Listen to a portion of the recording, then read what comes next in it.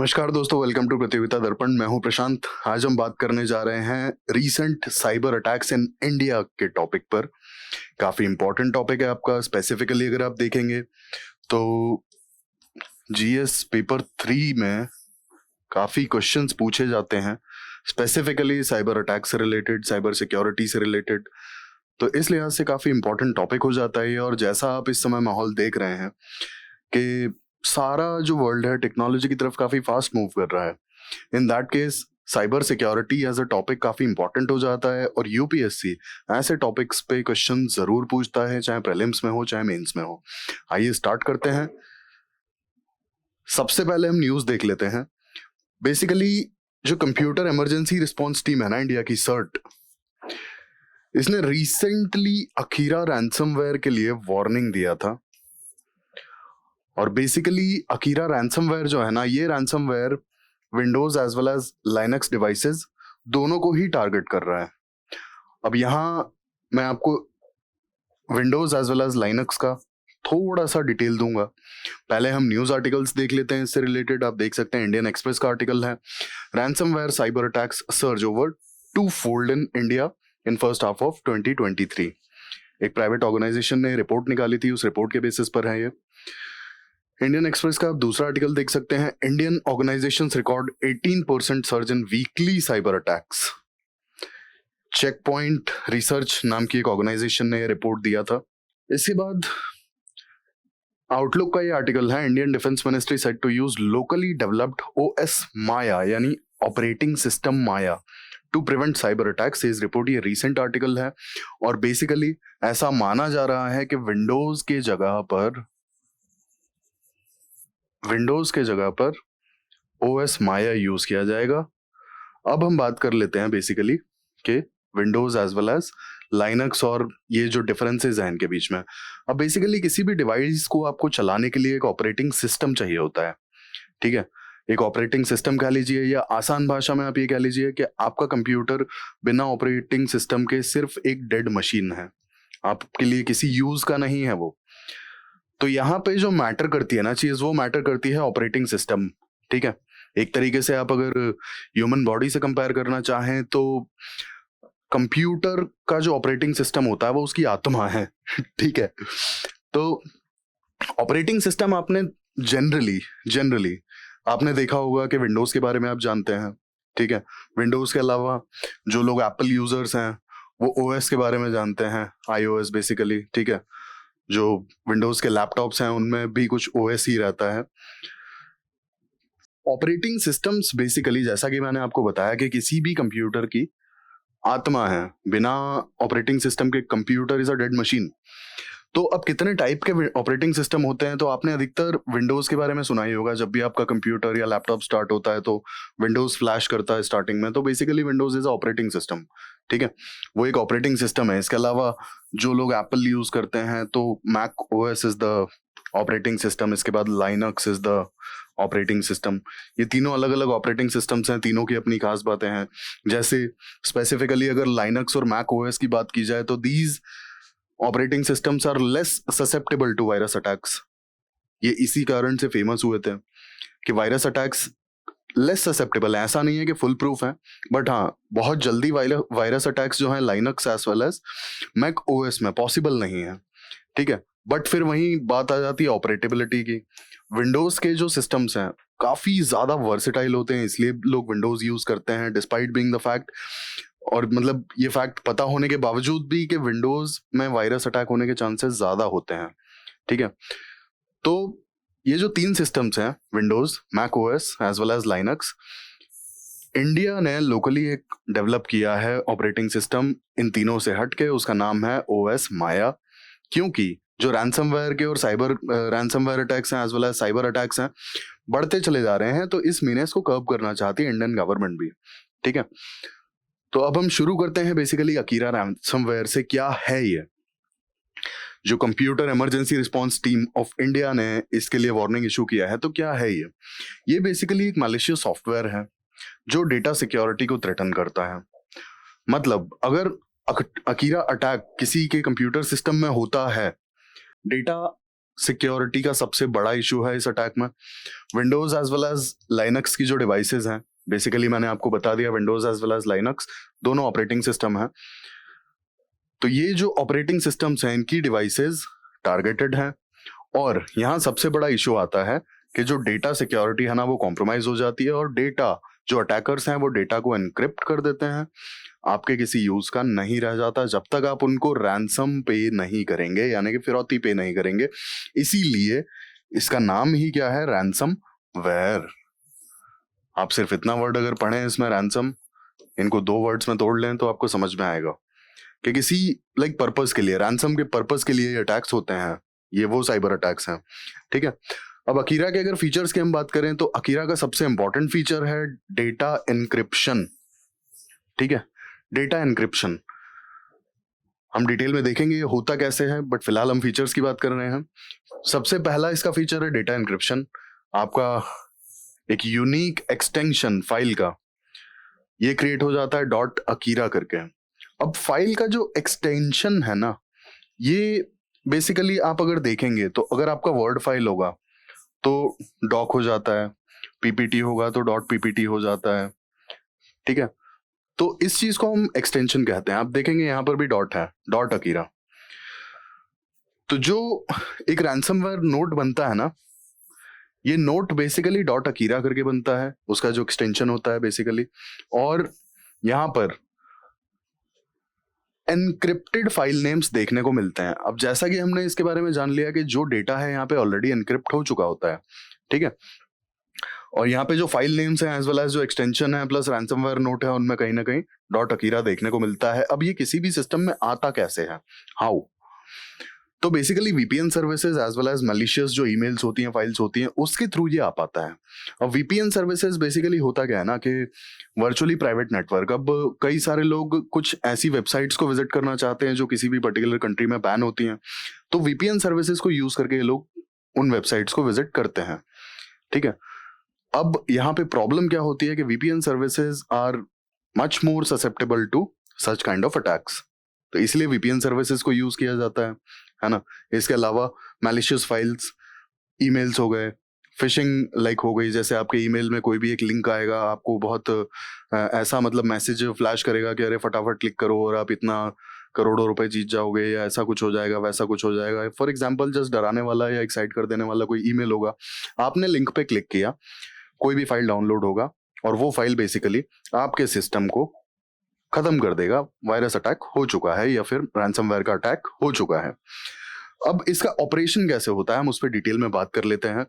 जैसा कि हमने देखा कि आता कैसे है, फिशिंग ईमेल से आता है, या फिर अटैचमेंट्स होती हैं, वीपीएन सर्विसेज होती हैं, या फिर आप होता है ना कि कहीं भी उल्टे सीधे डाउनलोड कर लेते हैं, या फिर आप प्राइवेट नेटवर्क यूज नहीं करते हैं। प्राइवेट एज इन एक पब्लिक नेटवर्क होता है, एक प्राइवेट नेटवर्क होता है।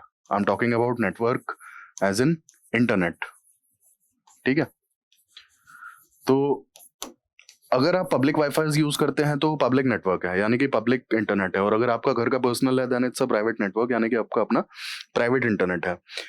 तो कई बार क्या होता है ना कि आपका जो प्राइवेट इंटरनेट होता है, यानी कि आपका जो घर का वाईफाई है, वहां पर किसी अनऑथराइज्ड बंदे के पास उसकी एक्सेस होगी, इसके चांसेस बहुत ही कम है। बट पब्लिक नेटवर्क्स में कई बार क्या होता है ना कि कुछ मैलिशियस लोग, जो बहुत सही इंटेंशन से काम नहीं करते हैं, वो लोग होता है कि पब्लिक जो नेटवर्क्स होते हैं उनकी एक्सेस उनके पास होती है, तो उससे कई बार वो इस तरीके के अटैक्स कर देते हैं। ठीक है, तो यहाँ पर ईमेल्स हैं, वीपीएन सर्विसेज हैं, इसके बाद होता है ना पब्लिक नेटवर्क्स पर भी इस तरीके के अटैक्स हो जाते हैं। आपने कोई भी चीज़ डाउनलोड कर ली, या फिर आपके ईमेल्स में कोई बहुत ज़्यादा अट्रैक्टिव या कोई डराने वाला या फिर कोई होता है बहुत एक्साइट कर देने वाला ईमेल आपने देख लिया, आपने तुरंत लिंक क्लिक किया और जो भी बेसिकली अटैक से रिलेटेड फाइल होगा डाउनलोड हो जाएगा, and then your system is under attack. इसके बाद जो रिमोट डेस्कटॉप होते हैं ना, insecure as well as remote. अब इनसिक्योर मैं यहाँ क्यों कह रहा हूँ, क्योंकि यहाँ पर सिक्योरिटी रिलेटेड मेजर्स बहुत कम होते हैं। एग्जाम्पल के लिए कि जो यूजर ऑथेंटिकेशन है वो काफ़ी मिनिमल होता है। इसके अलावा आपका एंटीवायरसेस वगैरह बहुत प्रॉपरली यूज नहीं होते हैं। इसके अलावा आपका बहुत पुराना ऑपरेटिंग सिस्टम होता है, अपडेटेड नहीं होता है। तो ये सारे इश्यूज के कारण से ये जो insecure as well as remote desktops होते हैं ना, यहाँ पर भी अटैक्स बहुत ईजिली हो जाते हैं। अब बेसिकली होता कैसे है, होता ऐसे है कि आपका अगर सिस्टम अंडर अटैक है हम ऐसे देख लेते हैं कि ये आपका लैपटॉप है आपने कोई भी ईमेल डाउनलोड कर लिया, साथ में जो रैंसमवेयर का जो फाइल है वो भी डाउनलोड हो गया। इसके बाद आपका सिस्टम हो सकता है चलना बंद हो जाए, ठीक है, क्योंकि बैकग्राउंड में जो ये फाइल है इसने अपना काम शुरू कर दिया है। आपको एक्सेस नहीं मिलेगा, एक्सेस एज इन कि आप कोई कमांड अपने कंप्यूटर को देंगे भी तो आपके हिसाब से काम नहीं होगा। काम होगा ये जो मैलिशियस फाइल डाउनलोड हुआ है, ये जो अटैक वाला फाइल डाउनलोड हुआ है, इसके अकॉर्डिंग आप कुछ नहीं कर पाएंगे और आपके सामने के सामने आपका सिस्टम आपको लगेगा हैंग हो गया, कुछ इश्यू हो गया, बट वो हैंग नहीं होता है, ठीक है। उसका मतलब है कि your system is under attack, अगर ऐसा आपने कोई फाइल डाउनलोड किया है या कुछ किया है तो। और आपके सामने के सामने ही होता है ना कि फाइल का एन्क्रिप्शन शुरू हो जाएगा। बेसिकली एन्क्रिप्शन होता क्या है इसको मैं डिटेल से आपको थोड़ा सा बताना चाहूंगा। एन्क्रिप्शन बेसिकली आपने कोई फाइल है, कोई भी फाइल अगर आपने एनक्रिप्ट कर दी ना, तो आप उसको जो डिक्रिप्शन की है ना वो यूज करके ही पढ़ पाओगे। इसका मतलब एक तरीके से आप पासकोड समझ लीजिए, ठीक है। ये आपका डेटा है, ठीक है, या फिर आपकी फाइल है और ये आप हैं, ठीक है, ये आप हैं।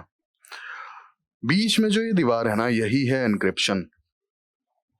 अगर आपका डेटा एनक्रिप्ट हो गया तो ये जो बीच में दीवार है ये है एनक्रिप्शन। आपको अपने डेटा को अगर पढ़ना है तो बेसिकली आपको एक एंट्री की चाहिए होगी जिसे कि एनक्रिप्शन की कहते हैं, तभी आप अपने डेटा तक पहुंच पाएंगे। और आपके डेटा को आप तक पहुंचना है तो फिर एक तरीके से एनक्रिप्शन या डिक्रिप्शन की चाहिए होगी, तभी आपका डेटा आप तक पहुंच सकता है, ठीक है। और ये चाबी है किसके पास, ये जो की है जो मैं बात कर रहा हूँ encryption as well as decryption की, ये है अटैकर्स के पास में। ये जो encryption as well as decryption की जो है ना ये है बेसिकली अटैकर्स के पास में, ठीक है, क्योंकि इन्होंने ही आपके डेटा को एनक्रिप्ट किया है। एनक्रिप्ट होने के बाद डेटा आपके हाथ से गया, जब तक आप वो जो भी फिरौती मांगेंगे, जो भी लाइक पैसा मांगेंगे, आप जब तक वो नहीं देंगे तब तक आपका डेटा आपको वापस नहीं मिलेगा। इट इज एनक्रिप्टेड, ठीक है। आपको अपना डेटा एक्सेस करना है तो आपको ये जो एनक्रिप्शन या डिक्रिप्शन वाली की है ये चाहिए होगी, और ये की होगी अटैकर्स के पास में, ठीक है। अटैकर्स आपको तभी ये की प्रोवाइड करेंगे जब आप उन्हें उनका मुंह मांगा पैसा दे देंगे। तो बेसिकली ये होता है, और जो फाइल डाउनलोड होती है ना वही आपके सामने आपका जो डेटा होता है उसे एनक्रिप्ट कर देती है, यानी कि एक दरवाजा आपके और आपके डेटा के बीच में बना देती है, जो भी फाइल्स होती हैं उसके बीच में। दैट्स इट, ये है बेसिकली अकीरा रैंसमवेयर। अब अगर ऐसे रैंसम अटैक्स होते हैं तो इनके लिए क्या हम प्रोटेक्शन मतलब क्या स्टेप्स ले सकते हैं, बेसिकली क्या हमारा जो है स्टेप्स होनी चाहिए। तो हम अपने डेटा बैकअप्स अपने पास हमेशा रखें, अगर कोई इंपॉर्टेंट डेटा है तो, और वो होने चाहिए ऑफलाइन। जैसे आपका पेन ड्राइव्स हो गया, सीडी ड्राइव्स हो गया, हार्ड ड्राइव्स हो गया, इनमें आपका डेटा आपके पास होना चाहिए। इन केस अगर आपका कोई इंपॉर्टेंट डेटा है जिससे आपका काम रुक सकता है, तो एटलीस्ट अगर रैंसमवेयर वगैरह जैसा अटैक होता है तो आप अपना काम तो नहीं रोकेंगे ना, वो कंटिन्यू रहेगा। सेकेंडली आता है कि आपके जो ऑपरेटिंग सिस्टम्स है ना ये हमेशा अपडेटेड होने चाहिए। अगर आपके ऑपरेटिंग सिस्टम्स जो हैं अपडेटेड नहीं होंगे तो अटैक होने के ज्यादा चांसेस हैं, क्योंकि सिस्टम में अपडेट होने के साथ साथ सिक्योरिटी फीचर्स भी बढ़ते हैं। स्पेसिफिकली ऑपरेटिंग सिस्टम्स की अगर हम बात करें, जो हमने 3 डिस्कस किए थे operating systems, Windows, Mac OS, Linux.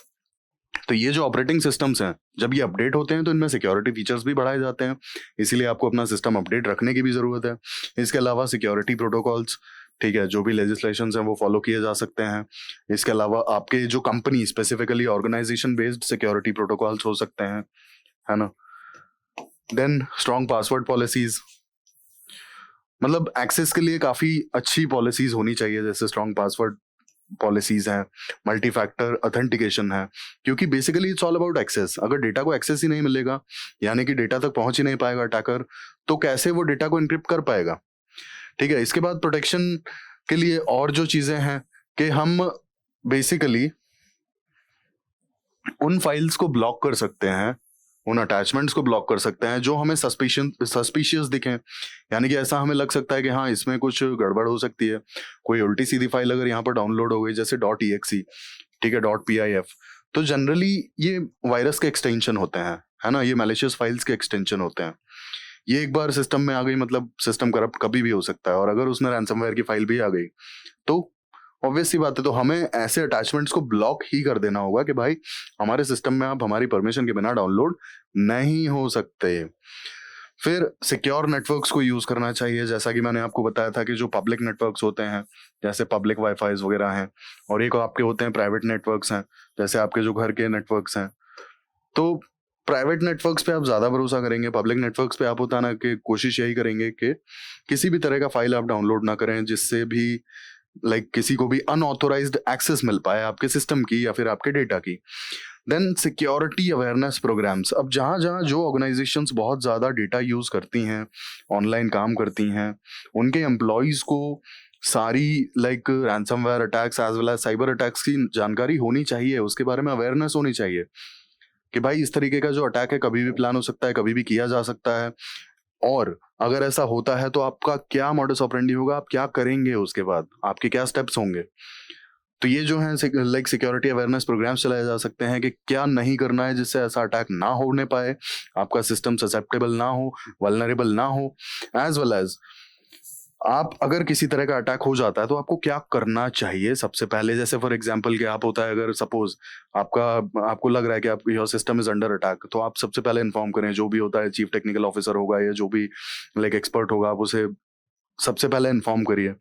ठीक है, इन्फॉर्म करने के बाद अगर आपको लग रहा है कि हाँ सिस्टम में कोई इंपॉर्टेंट डेटा है जो अगर चला गया तो काफी दिक्कत हो सकती है, तो आपको ये पता होना चाहिए कि आप उसका बैकअप पहले से लेके रखें, क्योंकि इन फ्यूचर अगर कभी अटैक हो गया तो एटलीस्ट आपको ये इश्यूज फेस नहीं करने पड़ेंगे। तो ये सब कैसे होगा, ये जो सिक्योरिटी अवेयरनेस से रिलेटेड प्रोग्राम्स हैं ऑर्गेनाइजेशंस को वो चलाने चाहिए, स्पेसिफिकली उन ऑर्गेनाइजेशंस को जो सारा काम ऑनलाइन करती हैं और कंप्यूटर बेस्ड ही उनका काम है। ठीक है, क्यों? क्योंकि साइबर अटैक का तो मतलब ये है ना, कंप्यूटर को यूज करके कोई भी computer as well as internet को यूज करके कोई भी क्राइम करना। ठीक है, तो अब ये क्राइम क्या करेंगे, आप सोचिए कि अगर कोई कंप्यूटर को यूज करके क्राइम कर रहा है तो वो कंप्यूटर को यूज करके क्या क्राइम कर पाएगा। कंप्यूटर को यूज करके ऑब्वियस सी बात है यार, गेहूं चावल तो उगा नहीं पाएगा, ना ही जो लगे हुए गेहूं चावल है उनकी चोरी कर पाएगा। देन कंप्यूटर को यूज करके सिर्फ और सिर्फ जहां पर कंप्यूटर्स है ना वहीं पर कोई क्राइम कर सकता है। अब आप देखिए सिक्योरिटी सिस्टम्स हैं, अधिकतर कंप्यूटराइज सिक्योरिटी सिस्टम्स हैं, इसीलिए तो सिक्योरिटी सिस्टम फेल हो जाते हैं। आप अगर ताले चाबी वाला कंसेप्ट देखें तो वहां कितना भी बड़ा हैकर आ जाए, क्या वो उसे हैक कर पाएगा? Not possible, not possible. जहां पर कंप्यूटर्स हैं, जो हैकर्स हैं, जो अटैकर्स हैं, वहीं पर अटैक कर पाएंगे अपना कंप्यूटर यूज करके।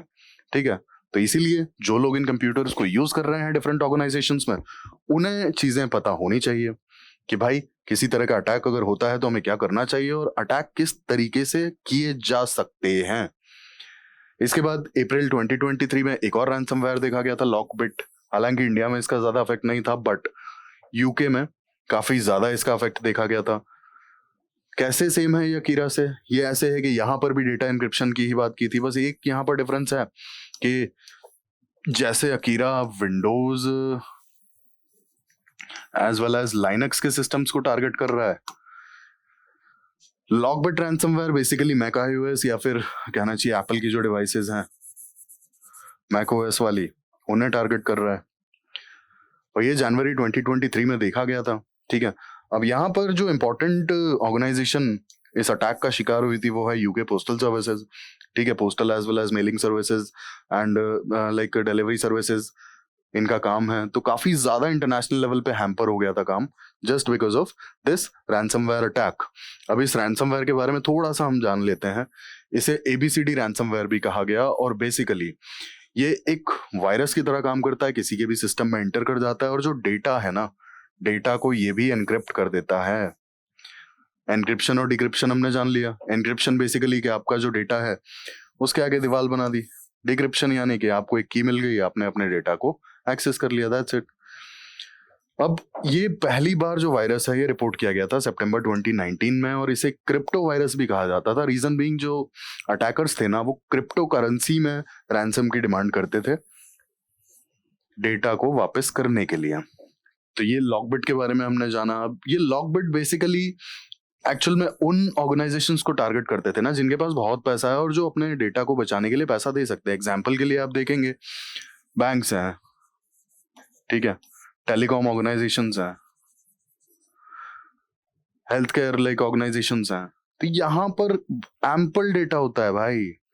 और ये जो डेटा है, ऑब्वियस सी बात है कि ये ऑर्गेनाइजेशंस अपने डेटा को बचाने के लिए बहुत पैसा दे सकती हैं, क्योंकि banks, telecom companies, health care organisations, इनके पास पैसा होता है और डेटा भी होता है। अब डेटा के लिए इतनी दौड़ क्यों? तो भैया किसी ने कहा ही था 21st सेंचुरी में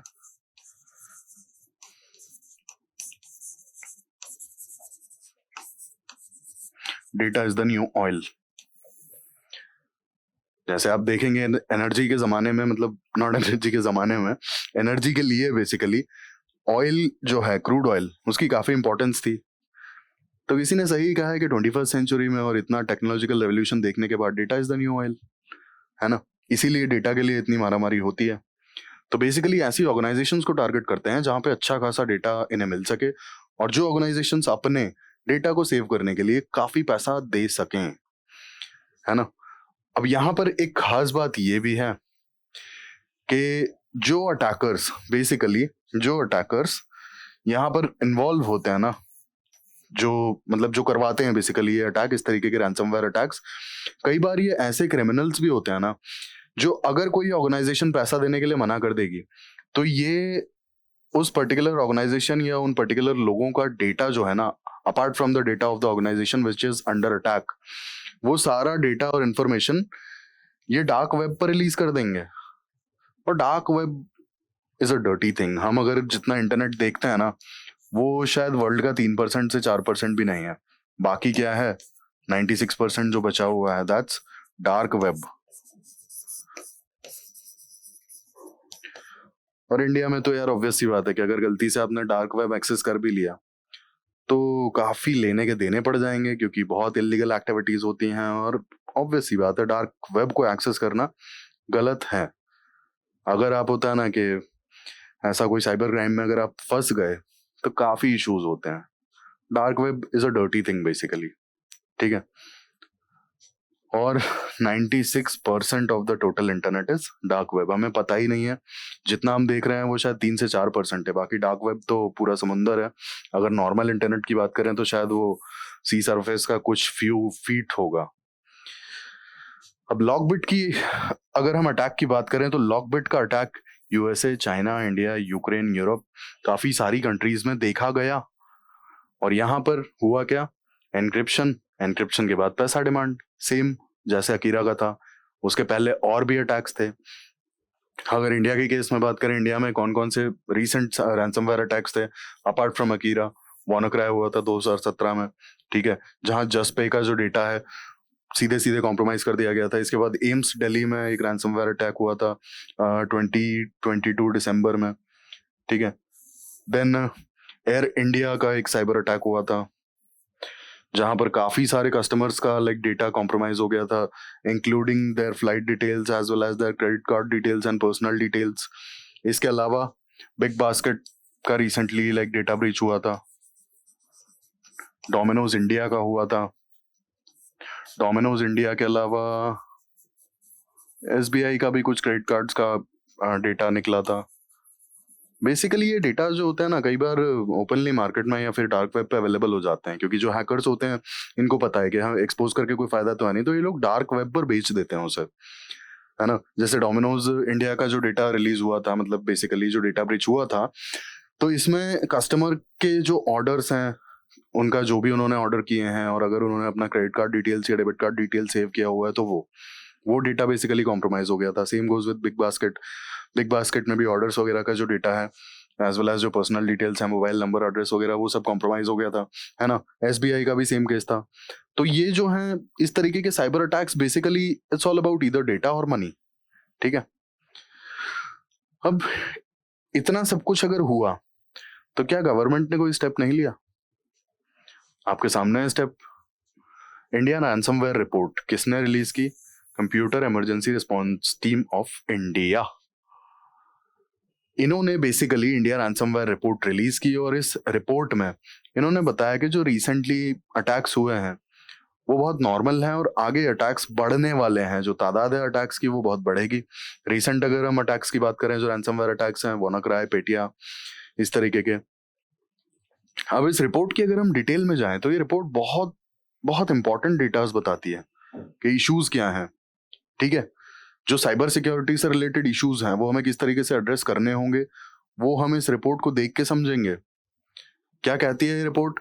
बेसिकली 2022 में 2021 से 53% हाई रैंसमवेयर अटैक्स हुए। मतलब आप देखिए एक साल में 53% इंक्रीज इन रैंसमवेयर अटैक्स। बहुत ज्यादा नहीं है, बहुत ज्यादा है।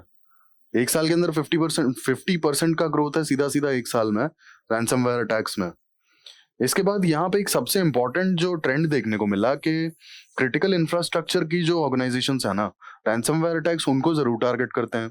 अब बेसिकली क्रिटिकल इंफ्रास्ट्रक्चर वो इंफ्रास्ट्रक्चर होता है जो इंपॉर्टेंट सर्विसेज है ना, जो इंपॉर्टेंट पब्लिक सर्विसेज है, बिना क्रिटिकल इंफ्रास्ट्रक्चर के वो इंपॉर्टेंट पब्लिक सर्विसेज ऑपरेट नहीं कर पाएंगी, ठीक है।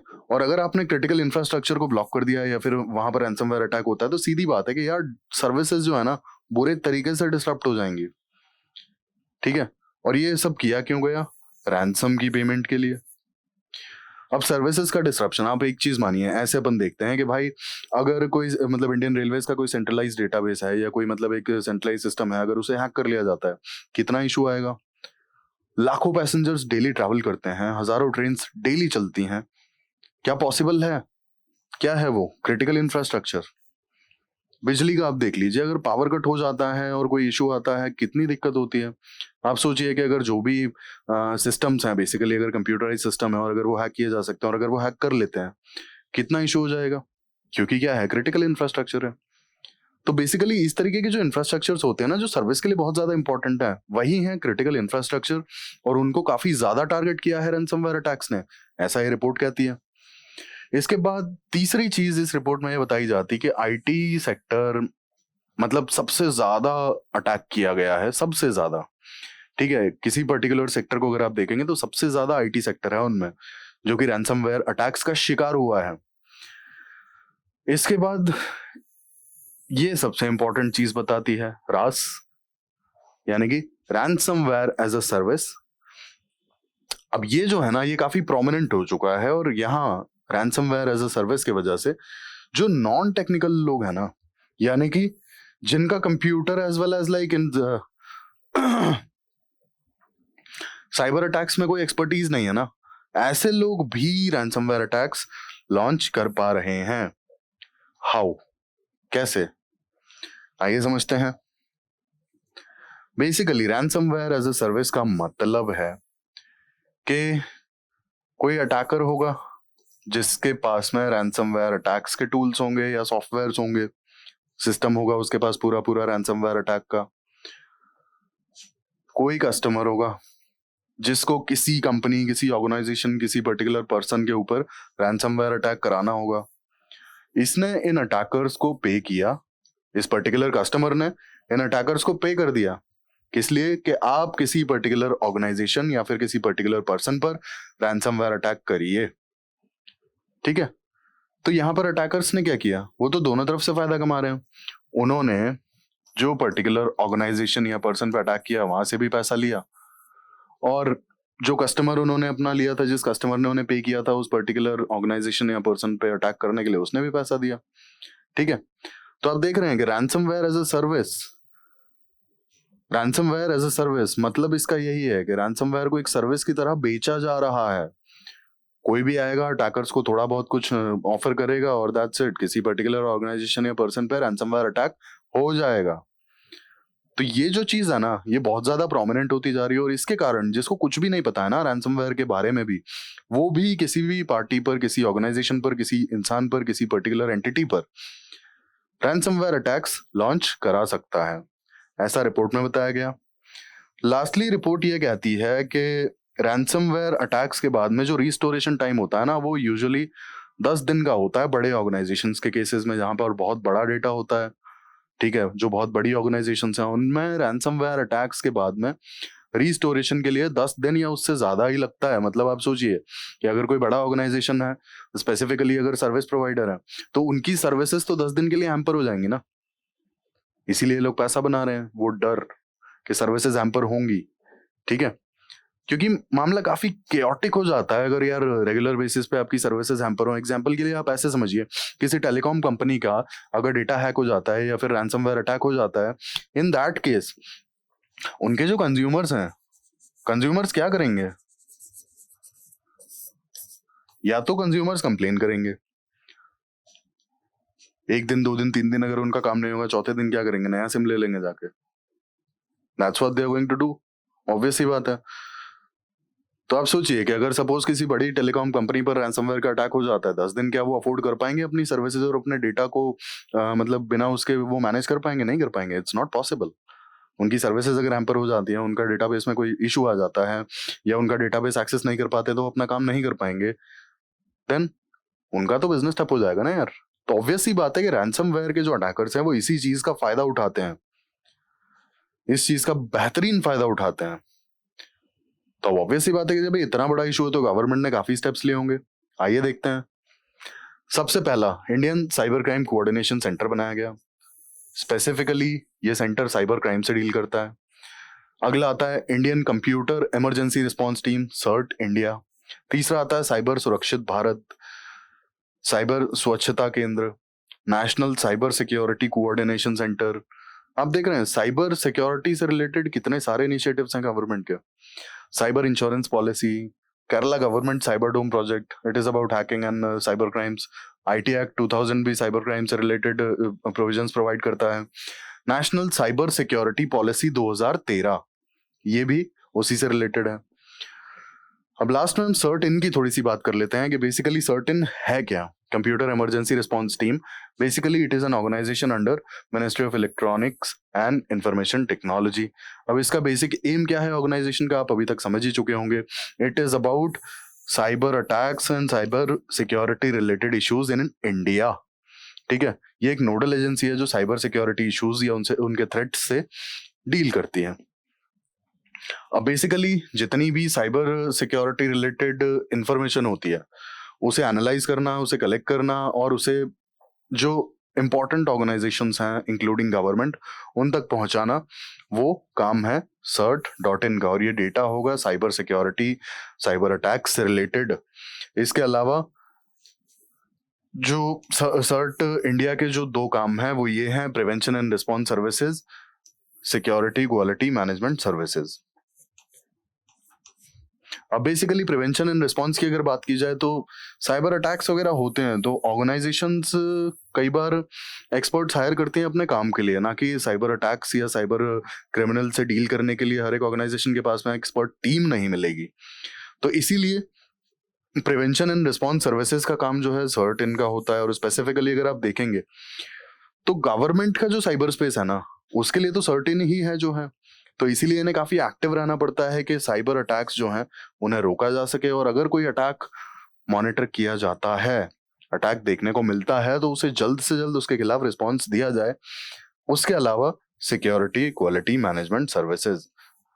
अब बेसिकली सिक्योरिटी रिलेटेड जो क्वालिटी मैनेजमेंट है वो भी काम किसका है? सर्ट का। आप किस तरीके से साइबर अटैक्स जैसे इश्यूज से, इंसिडेंट से बच पाएंगे, क्या पर्पस, मतलब क्या होगा, क्या आपका बेसिकली मॉडस ऑपरेंडी होगा, कैसे आप बचेंगे उससे। तो वो जो क्वालिटी मैनेजमेंट है वो भी काम है CERT-in यानी कि computer emergency response team of India का। अब आप सोचिए कि साइबर सिक्योरिटी कितना इंपॉर्टेंट इशू है। पेपर 3 में बकायदा ये टॉपिक है साइबर सिक्योरिटी का, और इस टॉपिक पे यूपीएससी कई बार अच्छे क्वेश्चंस भी पूछता है। तो काफी ज्यादा इंपॉर्टेंट टॉपिक हो जाता है cyber security as well as IT act वगैरह।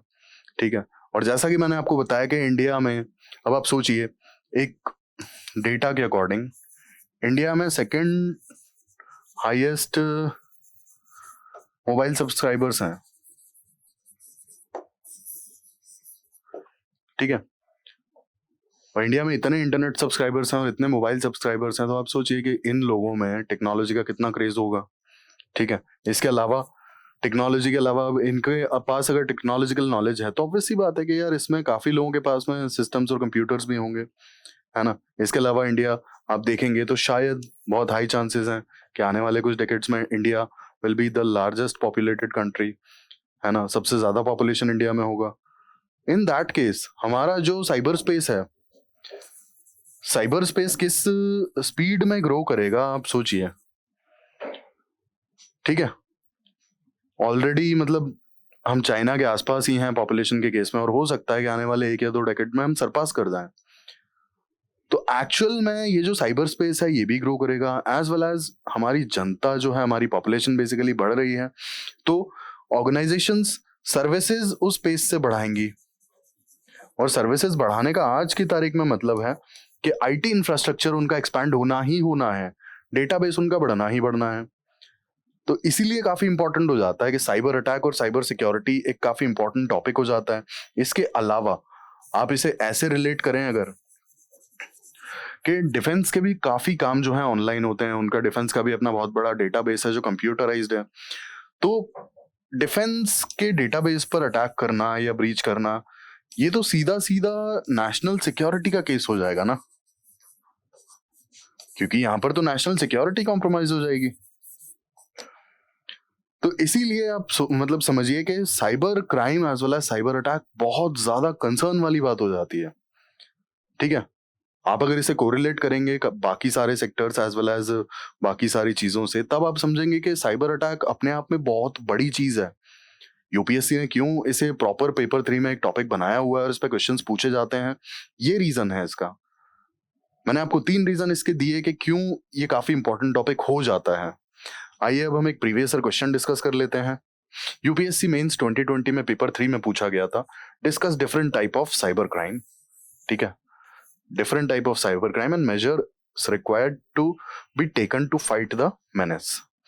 अब अगर हम यहाँ पर बेसिकली कीवर्ड्स की बात करें तो यहाँ पर पहला कीवर्ड है टाइप्स ऑफ साइबर क्राइम और दूसरा है मेजर्स। ठीक है, आपका 10 मार्कर है, 150 वर्ड्स में आपको कंप्लीट करना है। सबसे पहले हम देख लेंगे कि साइबर क्राइम की डेफिनेशन।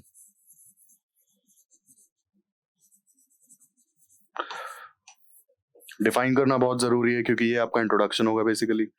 तो साइबर क्राइम होता क्या है? Cyber crime is any crime that is conducted using computers. ये आपका हो गया इंट्रोडक्शन। अब दूसरी बात आप इसमें ये लिखेंगे कि जो हमने आज रिपोर्ट डिस्कस की, रिपोर्ट के अकॉर्डिंग इंडिया में साइबर क्राइम काफी तेजी से बढ़ा, और क्योंकि सर्ट इंडिया की रिपोर्ट है वो,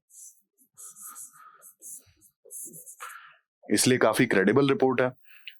आप यहां पर डायरेक्टली डेटा लिख सकते हैं कि इंडिया में 2022 में कंपैरेटिव अगर किया 2021 से कंपैरिजन किया जाए तो 53% राइज साइबर अटैक्स में, यानी कि रैंसमवेयर अटैक्स में देखा गया।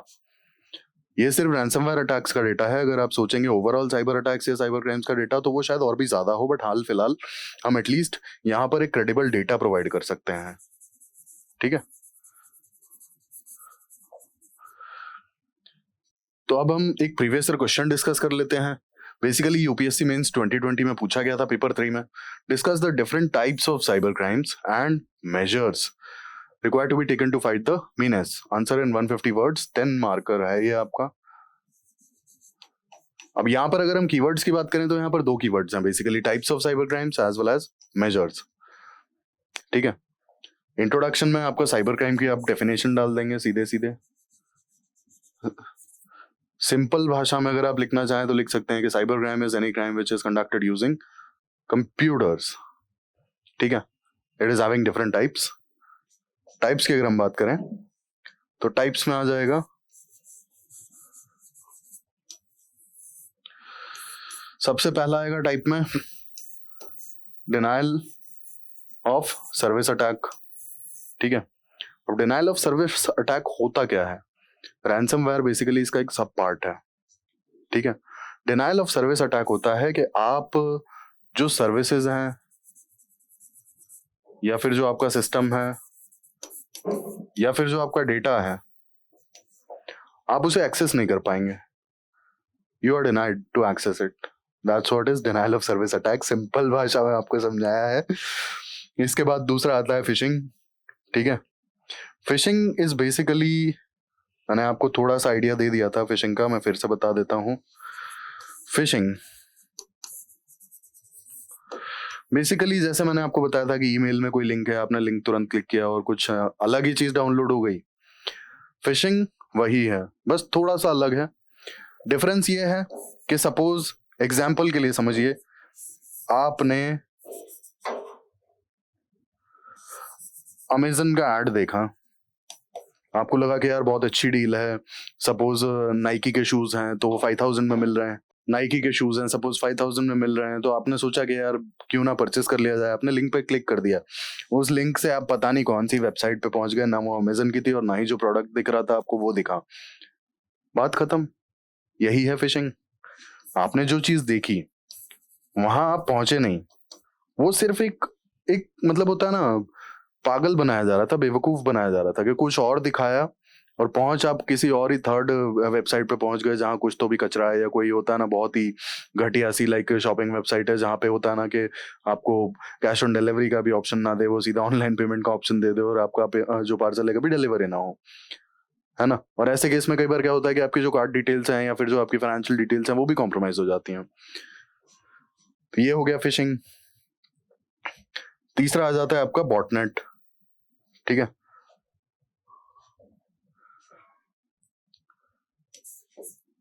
बॉटनेट, अब बेसिकली ये बॉट्स होते हैं, यानी कि रोबोट्स होते हैं, basically that's what is bought. ये अपने आप डाउनलोड हो जाते हैं और इनको जो भी टारगेट दिया जाता है ये पूरा कर देते हैं खुद से, है ना। जैसे एग्जांपल के लिए हमने देखा था रैंसमवेयर, तो आपने कोई भी फाइल डाउनलोड की, फाइल डाउनलोड करने के बाद ही तो सारा कलेश शुरू हुआ ना, तो वो होता क्या है, बॉटनेट, ऐसा रोबोट जो इंटरनेट से आया हुआ है, उसको जिस काम के लिए टारगेट दिया हुआ है वो पूरा करके और बस खत्म, आपका सिस्टम हैक्ड, दैट्स इट। तो ये हो गया बॉटनेट। इसके बाद आइडेंटिटी थेफ्ट। आपने देखा होगा कि कई बार होता है ना कि फर्जी अकाउंट बना देते हैं लोग रियल पिक्चर्स लगा करके, है ना, उल्टे सीधे पोस्ट करेंगे ट्विटर पे, इंस्टाग्राम पे, फेसबुक पे, आइडेंटिटी थेफ्ट। इसके बाद आपका हो जाता है साइबर स्टॉकिंग। अब स्टॉकिंग इज बेसिकली कि आप किसी को कंटिन्यूअसली मॉनिटर करते रहें, फॉलो करते रहें, एक्टिविटीज को फॉलो करते रहें। जैसे आप जो बड़े सेलिब्रिटीज हैं आप उन्हें स्टॉक नहीं करते हैं, आप बस उनका होता है ना कोई पोस्ट आपने देखा, अच्छा ये वहां घूमने गए हैं, या फिर इनका वो XYZ मूवी लॉन्च हो रहा है, या फिर होता है ना कि वो XYZ क्रिकेटर हैं तो वो वहां घूम रहे हैं, इससे शादी, इसे स्टॉकिंग नहीं कहते हैं। अगर आप नॉर्मल फॉलो करते हैं तो स्टॉकिंग कहते हैं कि आपको एक एक एक्टिविटी पता हो, एक एक एक्टिविटी, बंदा कितनी देर ऑनलाइन रहता है, कब पोस्ट करता है, रिसेंटली आज उसने क्या पोस्ट की, कितने बजे पोस्ट की, कितने लाइक्स आए, दैट्स व्हाट इज स्टॉकिंग, ठीक है। और stalking specifically if we talk about girls, it's very dangerous, because काफी होता है ना, क्रिमिनल माइंडेड लोग भी कई बार होता है ना गर्ल्स को स्टॉक करते हैं, और कई बार जो ये इंसिडेंट्स होते हैं, जो भी गर्ल्स के साथ में, वुमेन्स के साथ में उल्टे सीधे इंसिडेंट्स होते हैं, जैसे एग्जाम्पल के लिए टीजिंग वगैरह है, ये सब तो कई बार ये लोग स्टॉकर्स ही होते हैं, ठीक है। और क्योंकि सोशल मीडिया ने चीजें ऐसी बना दी हैं कि आपको नहीं पता कि कौन आपका जेन्युइन फॉलोवर है या फ्रेंड है और कौन आपका स्टॉकर है, तो चीजें आसान हो जाती हैं। अब जैसे आप ऐसे समझिए कि रोड पे अगर आपका कोई रोज पीछा करता है, उसे पता है कि आप कितने बजे घर से निकलते हो, कितने बजे वापस लौटते हो, आपका क्या रूटीन है, क्या आपका होता है ना कि घर जाके आप क्या करते हो, ठीक है। एटलीस्ट मतलब जो चीजें बाहर से दिखाई देती हैं कि भाई आपने गेट खोला, आप छत पे खड़े होकर फोन पे बात कर रहे हो या बालकनी में कॉफी पी रहे हो, तो ये होती है आपकी नॉर्मल जो है स्टॉकिंग। ऑनलाइन स्टॉकिंग हो जाता है कि भाई रिगार्डिंग पोस्ट, कि आपने कितने बजे पोस्ट किया, कितने फॉलोअर्स हैं, कितने लाइक्स हैं, आप कितने बजे पोस्ट करते हो, हाल फिलहाल में आपने रिसेंटली कौन सा पोस्ट किया है, तो वो सारी चीजें। तो स्टॉकिंग जो है ना, स्टॉकिंग काफी एटलीस्ट वुमेन सिक्योरिटी को लेकर के काफी बड़ा इशू हो जाती है, ठीक है। इसके अलावा फिर फाइनेंशियल फ्रॉड्स। अब बेसिकली फाइनेंशियल फ्रॉड्स जो हैं, हमने उसकी ऑलरेडी बात कर ली, फिशिंग वगैरह की, तो ये उसी में आ जाता है। इसके बाद कुछ नए टाइप के जो आजकल देखने को मिल रहे हैं, AI पावर्ड साइबर अटैक्स, ठीक है, आर्टिफिशियल इंटेलिजेंस को यूज करके साइबर अटैक्स।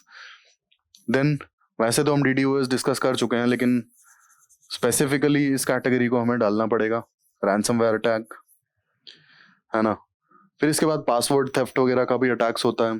तो ये हमने काफी सारे टाइप्स डिस्कस किए साइबर अटैक्स के, कि किस टाइप के जो हैं साइबर क्राइम्स हैं या साइबर अटैक्स हैं, कितने टाइप के होते हैं, ठीक है। अब यहाँ पर आप देखेंगे ना तो हर जगह पर जो प्रोसेस है वो काफी अलग है। जैसे DDoS और बॉटनेट में आप देखेंगे, तो DDoS और बॉटनेट की एक खास बात है कि जो भी अटैकर है ना, ये जो भी क्रिमिनल है, उसे आपके सिस्टम की एक्सेस चाहिए। बॉटनेट सारा काम खुद से कर देगा। DDoS मेजॉरिटी आपका सिस्टम का एक्सेस मिलने के बाद मेजॉरिटी क्राइम जो है वो क्रिमिनल ही करेगा, मेजॉरिटी काम जो है बेसिकली वो क्रिमिनल ही करेगा खुद से। बॉटनेट में वो चीज नहीं है। बॉटनेट में आपका जो रोबोट है, जिस चीज के उसके लिए डिजाइन किया गया है और जो उसका फंक्शनिंग एल्गोरिथम है वो उसके अकॉर्डिंग ही काम कर देगा। एग्जाम्पल अगर आप यहाँ समझना चाहें बॉटनेट का, सबसे रिसेंट एग्जाम्पल है इसका पेगासूस। ठीक है, पेगासूस में मतलब एक बहुत यूनिक जो चीज देखी गई थी। क्यों इतना ये खतरनाक था? क्योंकि अगर ऐसा लगा, पेगासूस को अगर ऐसा लगा कि डिटेक्ट किया जाने वाला है और पकड़ा जाने वाला है कि हाँ भाई किसी तरह का फोन में लाइक स्पाइंग हो रही है ना, जैसे मेजॉरिटी ऑफिसर्स और पॉलिटिशियंस के फोन्स में देखा गया था पेगासूस, है ना, स्पाइंग के लिए कैमरा और आपका जो वॉइस मतलब माइक है वो हमेशा ऑन रहता था, आपको पता भी नहीं रहता था।